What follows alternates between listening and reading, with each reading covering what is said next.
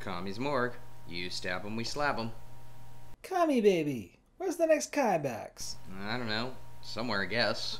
Kami, it's been a month. Have you even seen your subscribers? No, I've been busy.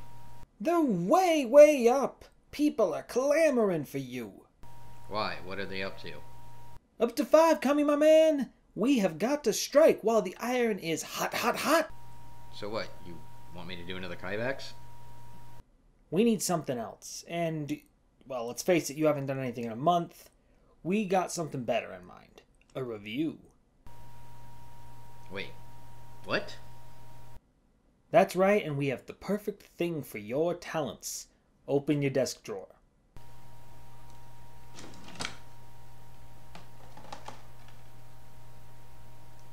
What is this? Isn't it wonderful? Nobody has done Kindred the Embrace. Nobody. Yeah, and there's a reason for that. It is perfect. Who is this? I'm your agent, moron. What happened to the director? I don't know, you dropped that plot line a while ago. It took too much work. Let's focus on the here and now. You are on a deadline. Let's get this done. Kindred the Embraced. Well, how bad can it be?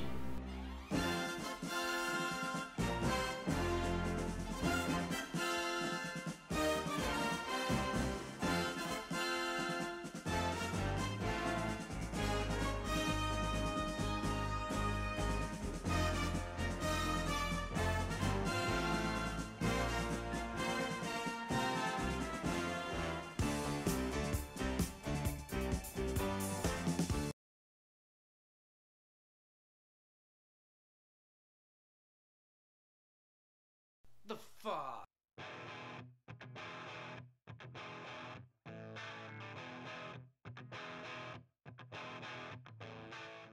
Greetings and salutations. I'm your boy Kami the Fated Saint, and this is Limited Series. The whole purpose of this review series is to get basically any kind of television show that lasted a season or less. Because out there are some real gems, and when I polled my Facebook friends, well, I had no idea how many shows were actually out there. Seriously, I've got enough material to go on for years. For this first episode, I wanted to make sure to select something that really kind of spoke to what was around when I was a teenager, and both to who I was, which, if you can't guess from the books behind me, is a gamer. Pen and paper, tried and true. Luckily, Kindred the Embraced here offered such a thing for me. Now, in order to truly understand Kindred the Embraced, you need to understand that this was also an adaptation from Vampire the Masquerade. And for those of you who don't know who Vampire the Masquerade is, let me give you a short and brief history. Vampire the Masquerade was produced by White Wolf Publishing and created by Mark Rainhagen. It's set in a dark gothic punk modern setting called the World of Darkness. In this world, monsters of yore, like vampires and werewolves and the like, still exist right under the noses of humanity. Vampires had long ago decided they needed to blend into society, and so most of the major factions, or clans as they're referred to, having banded together in a pack called the Camarilla. This game was generally set to explore the themes of trying to fit into a world that would tear you apart if it knew what you were and the social structures of the Camarilla, the major faction of the game. There were initially 7 clans in the primary book who made up the Camarilla.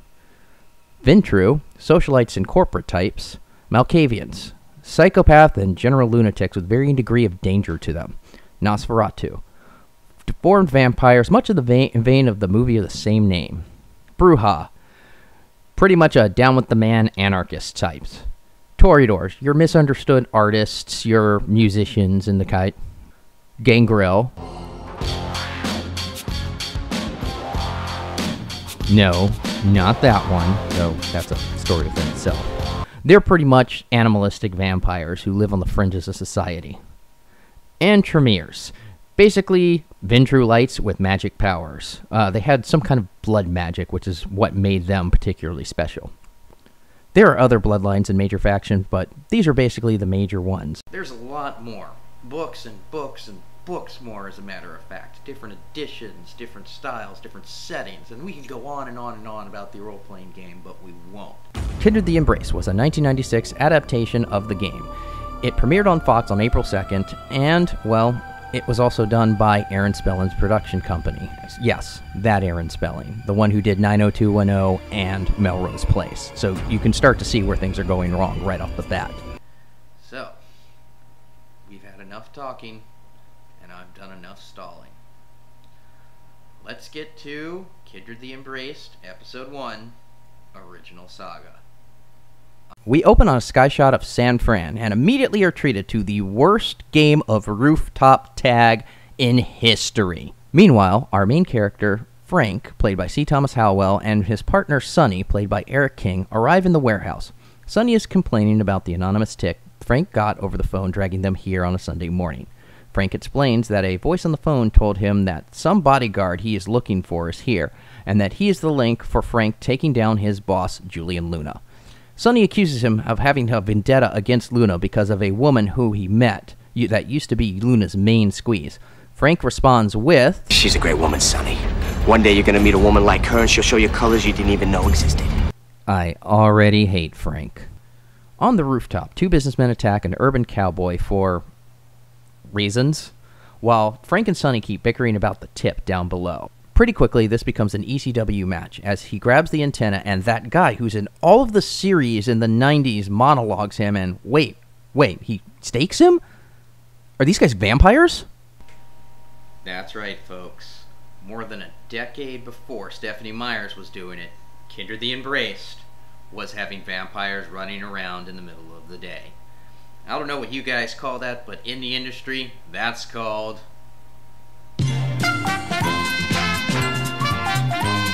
So, yeah. This is Eddie Fury, the leader or primogen of the Bruja clan, played by Brian Thompson, and his henchman, other guy. They are staking Stevie Ray here, the primogen of the Gangrel clan, for going to war with the Bruja. It's never really explained what he did to provoke this, but sure, let's go with it. The cops come out and see this. They yell for Eddie Fury and his minion to freeze, and... Okay, stop. Time out. So let me get this straight. You stake a guy and you leave him on the roof. When you get caught by the cops, you jump off the side of said roof, which is at least 4 stories or more up, and you just leave the body there? Remember that little tidbit I said about the Masquerade and how it needs to be kept? Well, that's punishable by death. Really, there's not much in the way of exceptions to that rule either. And they're already, we're 4 minutes in, and we're breaking the rules twice now? We're going to keep a running tally of this, but just kind of keep that in mind. It's going to come up later. So they jump off the roof and disappear, leaving Stevie Ray staked there for the cops to talk to. Or not. Ow. Hey guys, you want to put him out? No? Okay. We jump right to the corner where they explain just what happened. The corner is obviously skeptical until they mention he spontaneously combusted. Really? Just listen. Spontaneous burning of living tissue? I've never seen it. I'm gonna spend some time with this body. That's not creepy at all. But Frank and Sonny leave as Sonny lays this gem out. You sure about seeing these preps go over the wall, man? Really? Really? Really? Really? You were right there. Sonny also points out what stakes are used for and implores Frank to back off, but Frank insists because there's a normal, plausible reason for it. We cut to this oddly detailed door window and, well, I wonder who this is. Meet Julian Luna, Prince of the City, played by Mark Frankel. He's being advised by Rain Archon of the Ventru clan, played by Patrick Bucco. Archon states that the Bruja are trying to lure Julian into a fight, and Luna ruminates that Stevie was his friend and they deserve to pay. Archon wisely points out that as Prince, his reaction to the event has consequences, and... wait, what is this? Allow your heart to stop. He has a beating heart? Archon points out that the two cops arriving was very coincidental, and Luna agrees, wondering how Frank knows so much.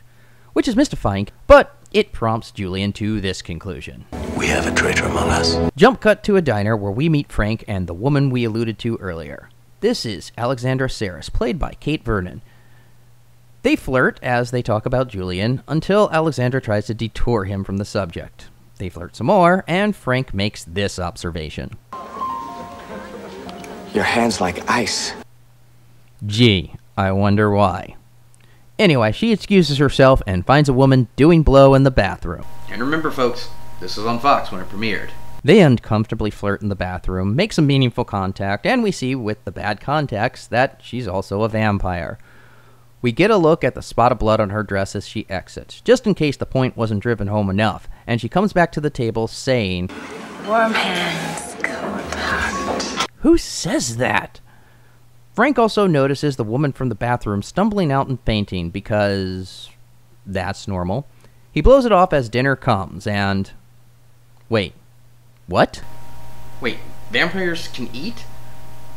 How does it work with their physiology? Their organs are all dead and don't work and... What? We cut to later where Frank and Alexander are... you know what? Skip it. Not important. We move to Julian, who is leaving to go clubbing and, well, back to Frank and Alexandra. Huh. They're flirting and she drops the hint that... I'm a lot older than you think. We get it. You're a vampire.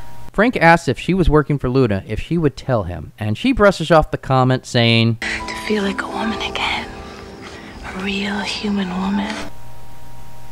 We get it. You're a vampire. Move on.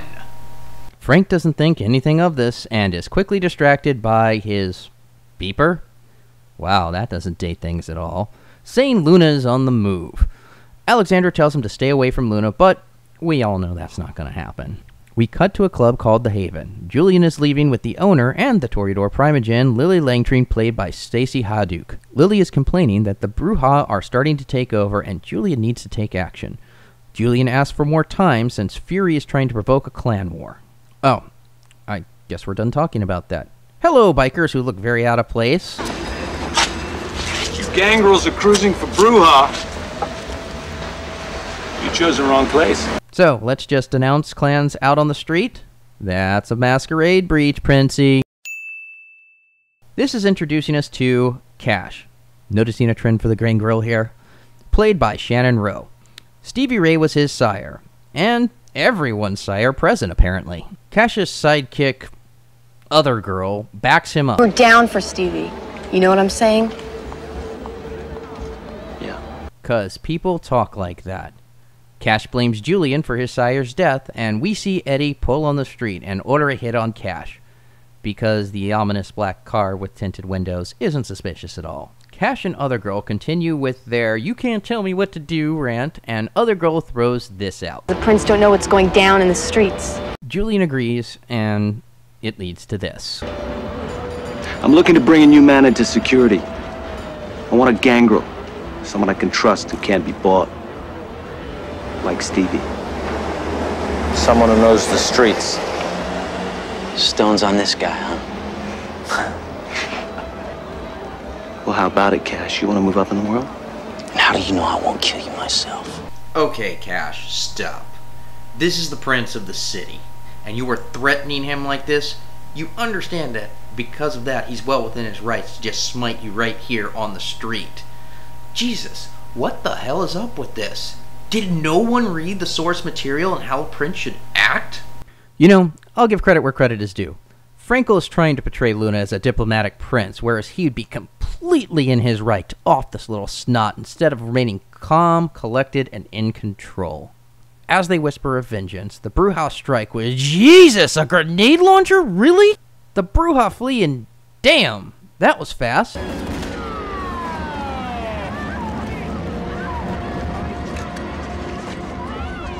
Hey, Sonny, aren't you supposed to leave that on the ground for evidence collection? You're not even wearing gloves. And here we have the first interaction between Frank and Luna. Seriously, Frank comes off like a bad detective like in those old serials. I don't know if it's the actor or the writing, but just when things get going, we have to be pulled back into a stupid subplot. I'm gonna burn you myself. We fade to Lily and Julian, returning to his manor. Lily heads to the bedroom, and Julian off to his... man cave? To see... him? Or Dungeon of Discarded Art, that works too.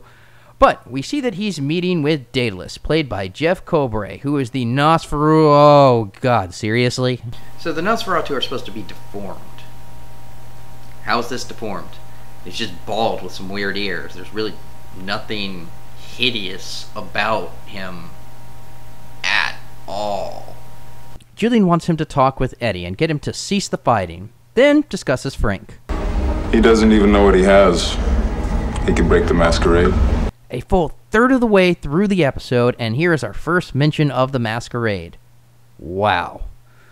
Anyway, they adjourn to his office for some wine and sends him along to the corner. Back at the coroner's office, he calls Frank to tell him that the burnt corpse is way older than they think. Frank tells him to lock the doors and wait for him to come over, and...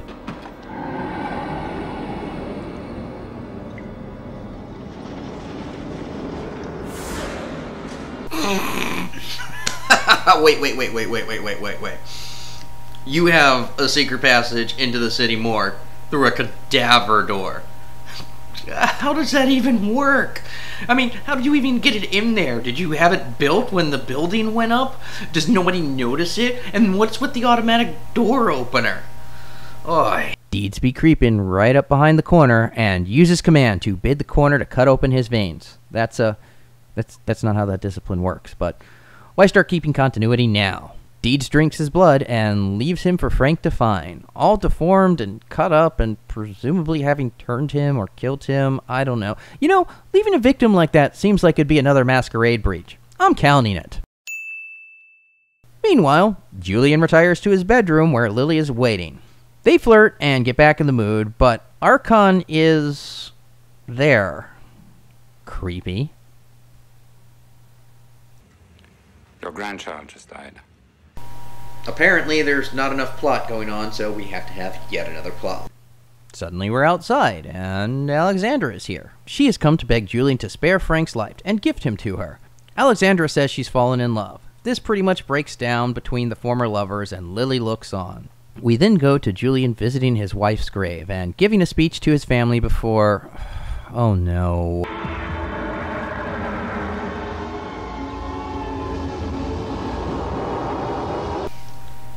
Okay, no. First of all, we've already established that the sun means absolutely nothing. Secondly, that is a gangrel power, not a Ventru power, what is called Earth Meld. Thirdly... Next is the funeral with presumably Julian's family. He says a few words, but in walks... This is Sasha, played by Bridget Walsh, and... just watch the whole thing. Beautiful! Grandpa lived large. This man was one tough old guy. He taught me how to fix a Harley with a wrench and baling wire. Yeah, Grandpa was the only one in this dumbass family that ever gave a damn about me. And you know what? If he wasn't my grandpa, I definitely would have given him a toss. So here's to you, Grandpa.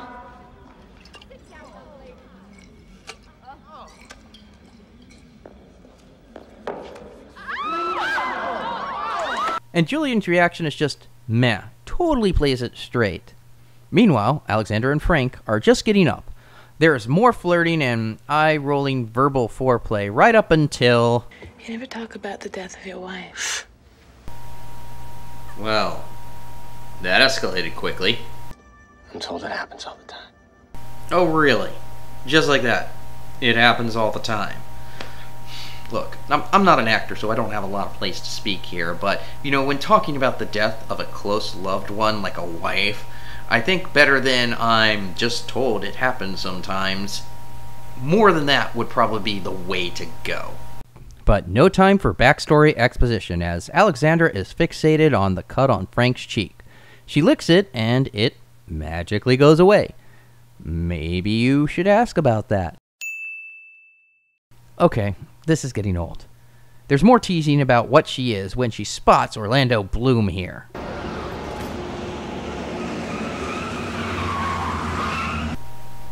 Well, that escalated quickly. Very quickly they argue. You're over the line. Keep your minions away from me. This is unacceptable. You can't tell me what to do. Okay, clearly even though she attacked him, this guy is alive. She brought him straight back to the prince. So, you know what? No masquerade breach here. Lily looks on. That's starting to get creepy. And Archon and, oh, hey Cash, when did you get here? She's gone too far. Oh, really, Archon? Really? She's gone too far. The next day, Lily meets Eddie, and... I'm sorry. Seriously, just a brouhaha with a personal trainer. No one has paid attention to the source material here. They're not even trying at this point. Honestly, he could have done better. Anyway, she decides that it's a good idea to align with Eddie so that she can get Alexandra out of the way, because she's a woman, and women are just jealous like that, I guess. And cut to the meaning of the Primogens, which is called the Conclave, by the way. Julian wants to know who killed Stevie Ray. Immediately, Eddie bitches about Cash being present, but, just like Congress, everyone gets representation. And just like Congress, everyone here is in it for their own personal gain. Eddie immediately shifts the subject to Alexandra, blaming Julian for letting her supposedly break the masquerade, and Julian for letting her and Frank live. And he also hints that he would be a better prince because... At least I don't let my women run my businesses. And the gangrel dog they called Stevie Ray, the cop you let live has the body. Not anymore. Okay, it's been at least a day. Has he just been walking around the manor with that body?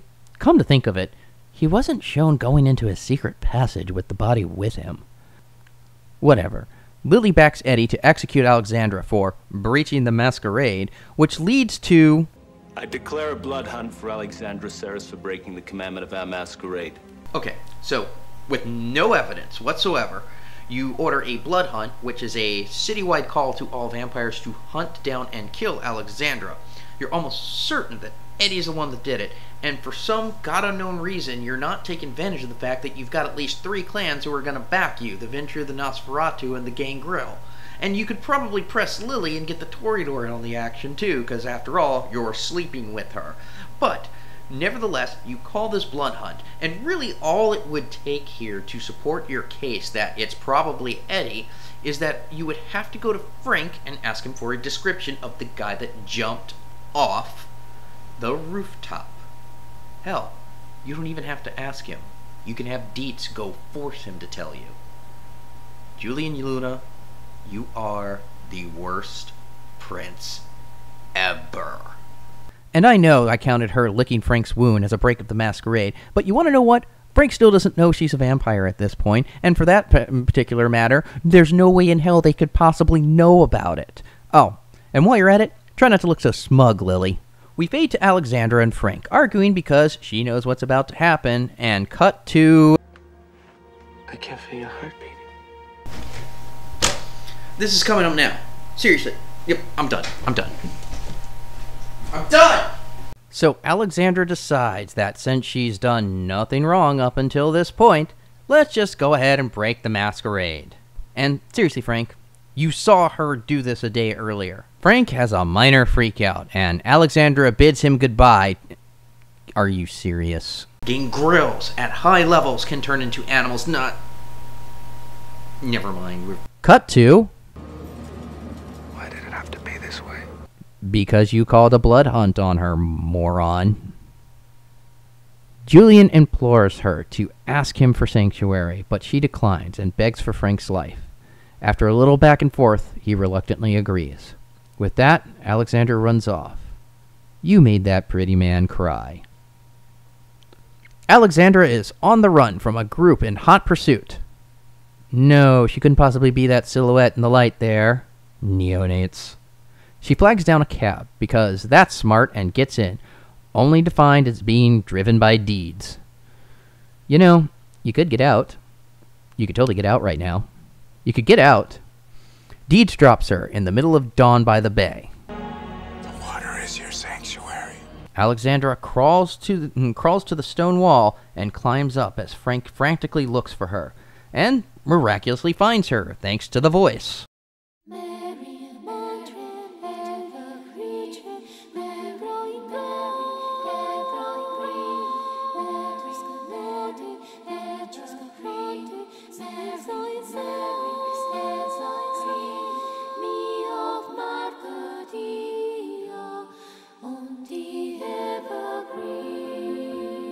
So, Frank is mourning, I guess? He really just kind of looks like he's tired. The voice calls and taunts him some more. It tells him where Julian is, and that's when we find out he's Sonny. Oh no, what a surprise. Meanwhile, Julian is visiting Alexandra's secret place. Frank finds him. Ah, you dick! Do you know how hard it is to lick my own abs? Julian implores Frank that he's not the enemy, and Frank shoots him again. Julian slowly leaves, and Frank declares that one way or another, he will get Julian. Once Julian's gone, Frank finds the locket and... Okay, alright, I'm done. There's only so much stupid I can take. Pretty much all you're going to miss here is Julian walking out of his manor, looking over the bay and into the city of San Francisco, and fading off to credits. This freaking show. Honestly, I don't know where to begin with this. The plot is so packed throughout the entire show. It was a true challenge to try and edit all of this down because it seems like in every scene there's a new plot or a new plot point or something happening. I've completely skipped over just the 2 plot points that they had with Lily. At any rate, Julian, I don't get him. I don't get how he is the prince. Simply because he seems to have all of the power, but he doesn't have any way of using it. He flat out puts up with Eddie Fury making a bid for the prince position right to his face, and crumbles beneath Lily, who has a personal stake in seeing Alexandra dead. And then there's Frank. Frank makes everything 10 times worse because he comes off as a bad cop from a bad serial from the 50s. It really is a sight to see. This is just beyond me. And this is just the first episode. There's 7 more. I've got to review 7 more of these episodes. Let's just wrap this up. I give Kindred the Embraced, first episode, original saga, 1 Dean Ambrose. Nope. Out of 5. Now, I'm your boy Kami, and I'm gonna go frenzy somewhere.